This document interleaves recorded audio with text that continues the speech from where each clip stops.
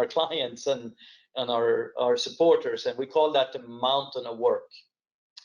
So I don't know which mountain this is here, but it's a pretty one, and it's really covering the concept that we're trying to convey here, which is when you are in a reactive environment, it's often impossible to satisfy the demand for labor. It's probably the number one things that our clients tell us when we come to a facility that's in a reactive state. Is we're asking them, so what do you think would get you out of this? And the first thing they say is more people. More people. That's the echo, that's the message that goes throughout the site. And it's unfortunately most of the time it's wrong. And it's a very bad time to be adding lots of people too, if you see what the outcome of this concept is. So what we have here is orange and red, and the orange is the supply of labor, the workforce, if you wish. So that's can be measured in hours or number of people. It doesn't really matter. And the red is the workload. So that's the demand for labor, right? And what we see here is that the demand and the supply are not in harmony. One day the demand is higher than the supply, and the next day is vice versa. When the supply is higher than the demand, we don't really have a problem, right? Because we can just sit back and wait for the problems to occur. That's the wrong answer, of course, but that's how many people think, and that's how many people act. So in this situation, we want to try to get out of this reactive environment. And the answer, as we tell people, is to improve your preventive maintenance. We talked about the three legs of preventive maintenance, and the two good ones were essential care or preventing problems, extending life. And the other leg is detect early, find the failures early, right? That's condition-based maintenance. So when we want to improve, we should do both, but the quick fix is to try to identify all the failures that are out there. So we start an effort where we, improve. Didn't get this right here. Get back to this here and see if I can do this again. There we go. Not enough worker, not enough work. So we start with start doing inspections, condition-based maintenance, and of course by starting to look for failures, not breakdowns, looking for failures, we're going to find lots of them. So the workload, the backlog goes up, and we are faced with a dilemma now, right? We still have the same amount of resources. What do we do? So I have some choices here. I can call in contractors. I can do overtime. I can hire more people, as we said in the beginning, and you know, maybe there is a cocktail of these three solutions.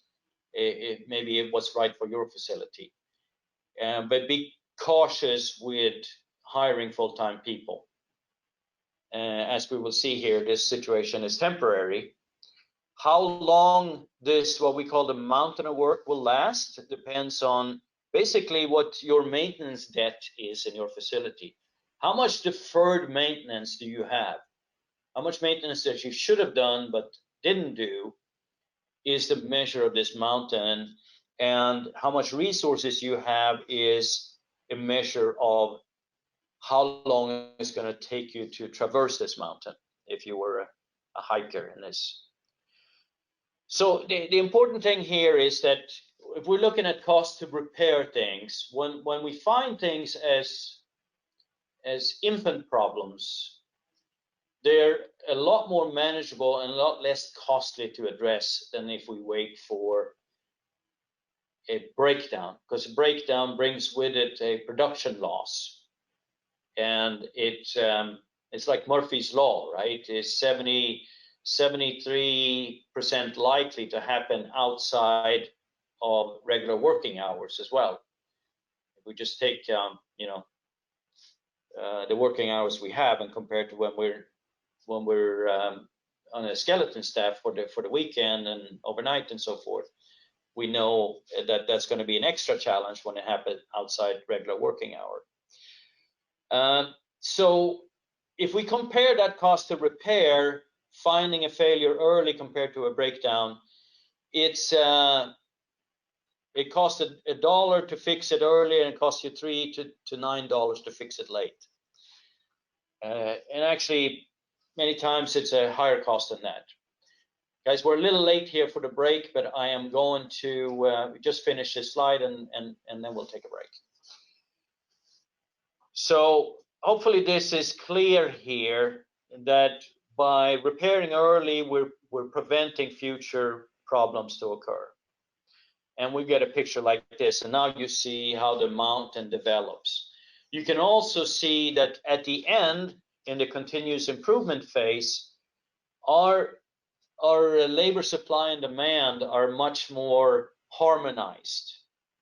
And we're actually utilizing people all the time to the full capability, and we don't have many peaks where the demand for labor exceeds the supply.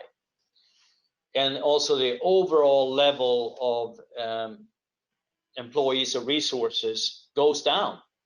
This is the reason why the maintenance cost can go down by 20% compared to a reactive scenario. So that's essentially the mountain of work that we call it. And with that, let's take a break.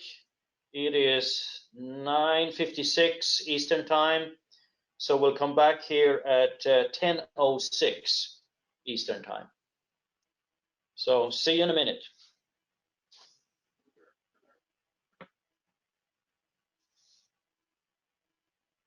This conference Robin, will now be recorded. Did we get any questions on the mountain of work? I think you said something about one from Anton. Yeah, I sent it to you. But one of the things he said was, what does this represent? Is it too bad? What should it be for a reactive type company? On number 3, reactive 3. Gosh, which slide are you referring to now? It's Alan here, Michael. Slide 63. Slide 63. Okay, let me go back here.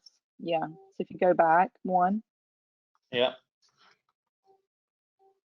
Okay, now this remote is no longer working. Oh, well, there you go. Oh, there it is. Okay. So on this one?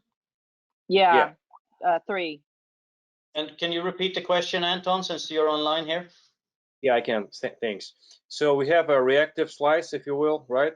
So we have numbers down, months 1, 2, 3. Yeah. So is this the path of a reactive type company to continuous improvement? Or well, we have red and orange that kind of align. Do you see this situation as a should be, or is it just a normal path to continuous improvement, just one more step? I think, if I understand your question correctly, does it have to be this way? Is this the best way to progress? No, it's not. I mean, if we started out as a plant by doing the maintenance prevention, the essential care, much of this wouldn't exist. So this is a situation that comes from deferring maintenance to begin with, and then it gets out of hand over time, and you lose control over, or you're not managing your repairs and your maintenance backlog. And this is a result of it, is that you don't know from one day to the other what tomorrow is going to look like. And this is the reason most companies don't do plan and schedule maintenance, because they feel like there are so many unknowns that I can't do plan and schedule maintenance. Does that answer your question? Yeah, more or less. Okay. All right. We can take offline discussions about it in more depth if you want to. Thanks, Mike. Okay.